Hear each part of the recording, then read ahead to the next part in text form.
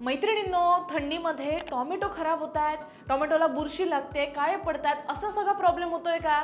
अजिबात टेन्शन घेऊ नका. ही रील सेव्ह करा, कारण यामध्ये मॅजिकल टिप्स मी तुम्हाला देणार आहे. हिवाळ्यामध्ये बाजारामध्ये टोमॅटो खूप स्वस्त मिळतात आणि ते विकत घेण्याचं प्रमाण सुद्धा खूप असतं, कारण टोमॅटो हा आपल्या किचन मधला सगळ्यात हिरो इन्ग्रेडियंट आहे.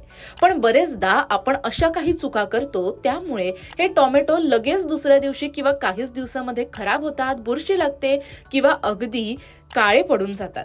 मग त्यासाठी काय केलं पाहिजे?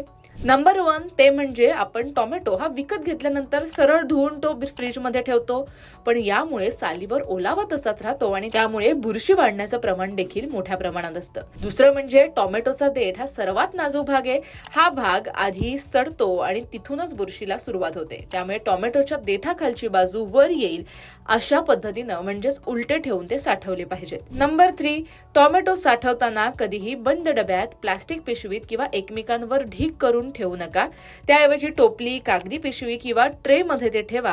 खूप जास्त टोमॅटो असतील तर त्याचे 2 थर करा, मध्ये कागद ठेवा, जेणेकरून हवा देखील खेळती राहील आणि ओलावा देखील शोषला जाईल. या 3 साध्या ट्रिक जर तुम्ही पाळल्यात तर हिवाळ्यामध्ये सुद्धा टोमॅटो काळे न पडता, बुरशी न लागता आणि फ्रीज शिवायही बरेच दिवस फ्रेश राहू शकतील. या टिप्स तुम्हाला कशा वाटल्या नक्की मला तुम्ही सांगा, आणि ह्याचा डिटेल व्हिडिओ तुम्हाला पाहायचा असेल तर आमच्या लोकमत सखीच्या YouTube चॅनलला नक्की पहा.